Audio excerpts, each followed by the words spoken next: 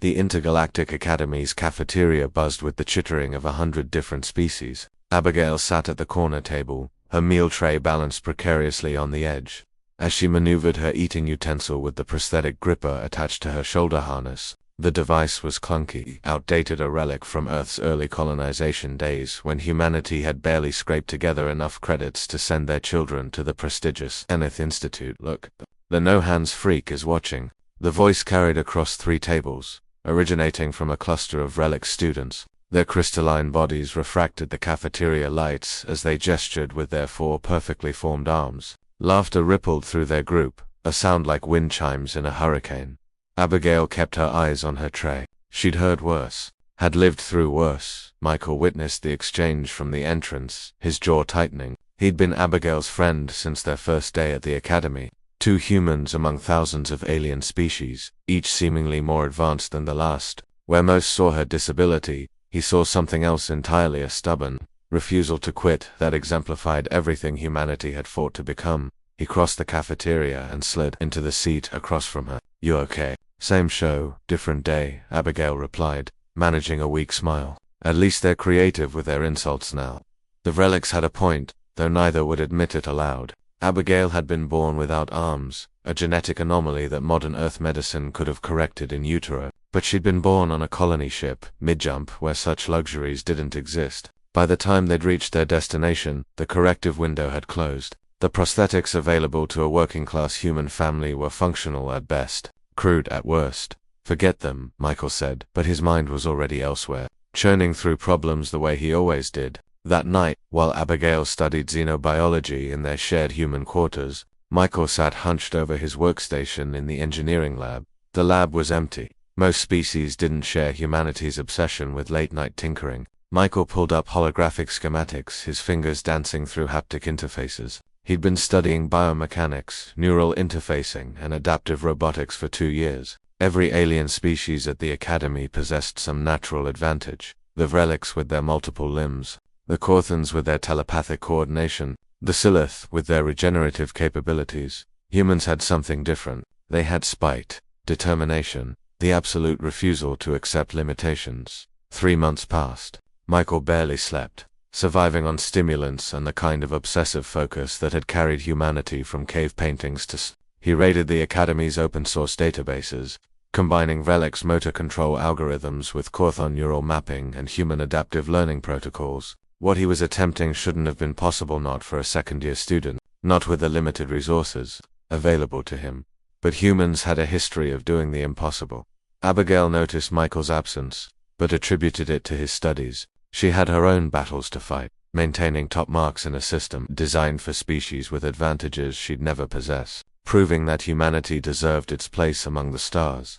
Despite arriving late to the galactic community, the breakthrough came during an unexpected conversation with Dr. Thesick, a Kelleran professor known for her work in adaptive technologies. Michael had approached her with questions about neuroplasticity, and she'd seen something in his determined eyes, that particularly human quality of refusing to accept no as an answer.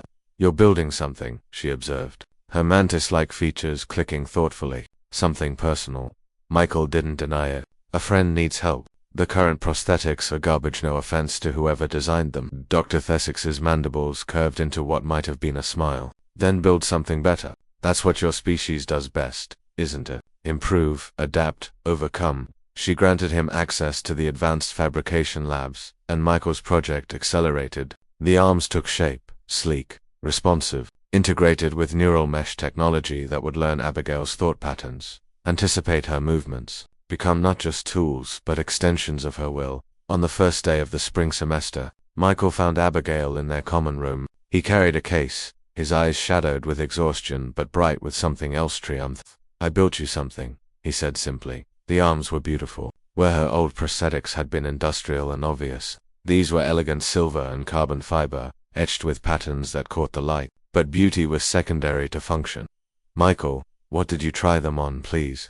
The installation took hours, performed under Dr. Thesick's supervision in the medical wing. The neural mesh had to integrate with Abigail's existing neural pathways, teaching itself her patterns, her rhythms, her intentions. When Abigail first flexed her new fingers, tears streamed down her face. The response was instant. natural, as if the arms had always been part of her. She reached out and touched Michael's face, feeling the warmth of his skin, the texture of his stubble, sensations she'd never experienced with such clarity. She whispered, "Human engineering," Michael replied, grinning. "Stubbornness, refusal to accept that good enough is actually good enough."